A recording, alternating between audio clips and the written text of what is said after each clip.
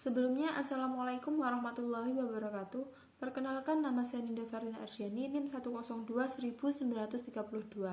Pada video kali ini, saya akan menjelaskan mengenai analisis kasus jual beli online dengan sistem dropshipping, di mana ditinjau dari kompilasi hukum ekonomi syariah.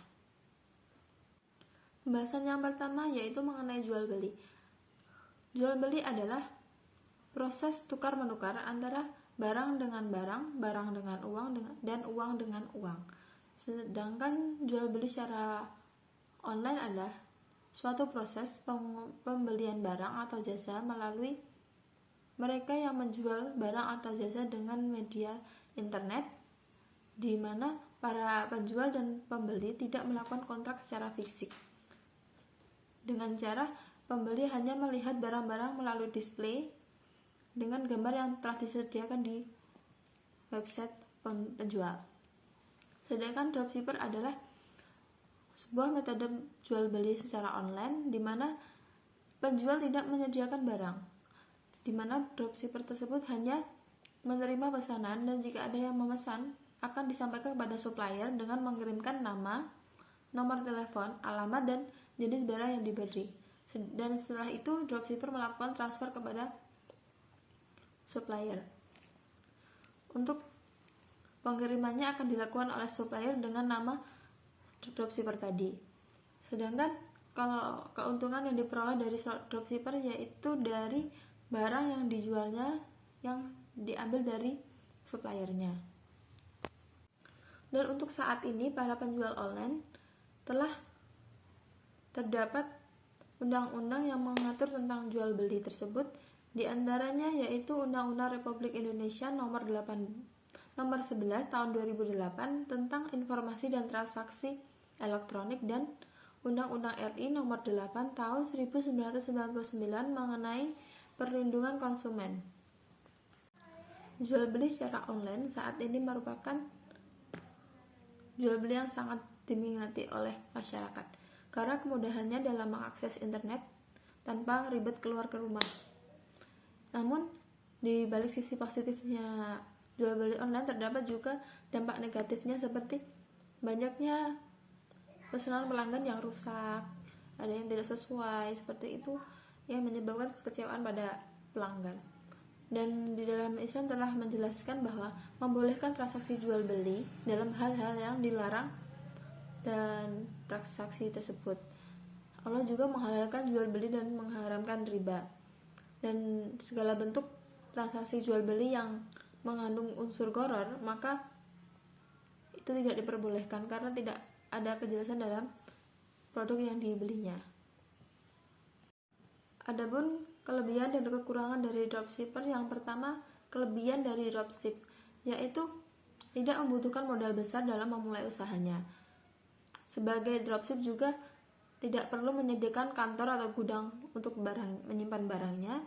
Dan yang ketiga, dapat terbebas dari resiko kerugian, dan juga tidak perlu mengeluarkan biaya pengemasan dan pengiriman produk. Sedangkan kekurangannya yaitu margin laba yang diperoleh tidak terlalu besar. Yang kedua, adanya resiko kalah bersaing dengan reseller. Yang ketiga, kesulitan memantau stok barang karena barang yang dijual tidak berada di tangannya, melainkan berada di supplier. Sedangkan kesulitan menjawab pertanyaan dari konsumen. Selanjutnya adalah teori jual beli menurut kompilasi hukum ekonomi syariah.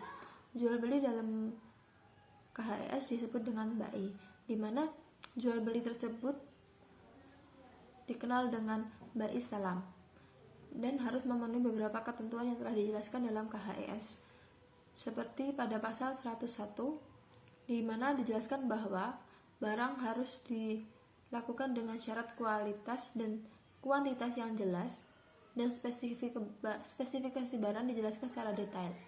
Sedangkan pada pasal 102 dijelaskan bahwa barang yang dijual harus ditentukan tempat dan waktu penyerahan ditentukan sejak awal transaksi. Yang ketiga, metode pembayaran yang dilakukan harus sesuai dengan tempat dan waktu yang disetujui pada waktu akad. Yang selanjutnya adalah menurut DSN MUI. Ketentuan syarat jual beli salam menurut fatwa DSN MUI nomor 5/DSN/4/2000, yaitu yang pertama, ketentuan tentang pembayaran. Poin pertama yaitu alat pembayaran harus diketahui secara jelas jumlah dan bentuknya, baik berupa uang, barang, atau manfaatnya. Poin kedua, pembayaran harus dilakukan saat kontrak disepakati. Dan yang ketiga, pembayaran tidak boleh dalam bentuk pembebasan utang. Yang selanjutnya, ketentuan tentang barang. Yang pertama, harus jelas ciri-cirinya dan dapat diakui sebagai utang. 2. Harus dapat dijelaskan spesifikasinya. Yang ketiga, penyerahannya dilakukan di kemudian hari. Yang keempat, waktu dan tempat penyerahan barang harus ditetapkan berdasarkan kesepakatan yang telah disepakati. Yang kelima, pembeli tidak boleh menjual barang sebelum pembeli menerimanya. Tidak boleh menukar barang kecuali dengan barang sejenis sesuai kesepakatan yang telah disepakati sebelumnya. Yang selanjutnya menurut POJK, Peraturan Otoritas Jasa Keuangan Nomor 31/POJK.05/2014 tentang penyelenggaraan usaha pembiayaan syariah bab 1 tentang ketentuan umum pada pasal 1 ayat 12, salam adalah jual beli suatu barang dengan pemesanan sesuai dengan syarat-syarat tertentu dan pembayaran harga barang terlebih dahulu secara penuh. Yang selanjutnya menurut para ulama, yaitu menurut ulama Syafi'iyah dan Hanabilah mendefinisikan bahwa salam adalah akad yang disepakati untuk membuat sesuatu dengan ciri-ciri tertentu yang dengan ketentuan membayar harganya dahulu, sedangkan barangnya diserahkan di kemudian hari kepada pembeli.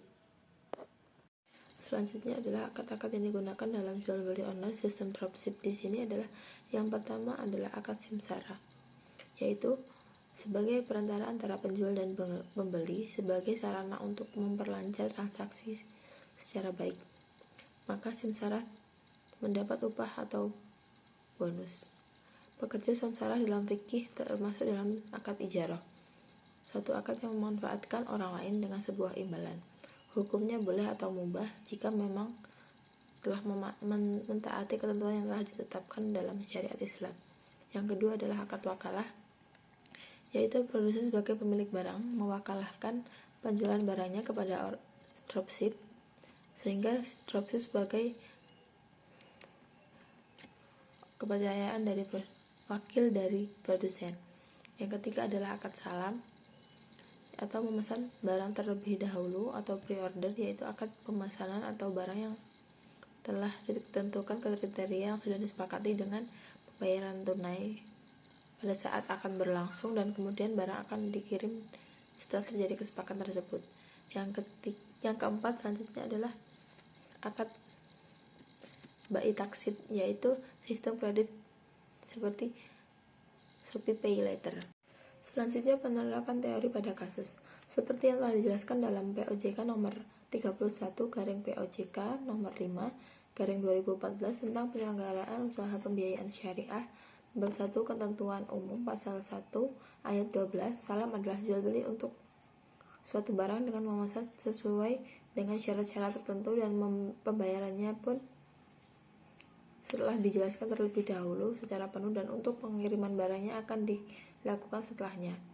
Dan selanjutnya menurut fatwa DSN MUI nomor 5/DSN/MUI/4/2000 pada poin B telah dijelaskan bahwa dalam jual beli salam, penjual wajib menjelaskan secara detail ketentuan yang ada di dalam barang tersebut, menjelaskan kondisi barang secara detail tanpa ada yang ditutup-tutupi. Penjual harus bersifat transparan kepada konsumen agar tidak terjadi kesalahpahaman. Penerapan kasus ini seperti di Shopee, Bukalapak, Lazada, dan Tokopedia, dan lainnya.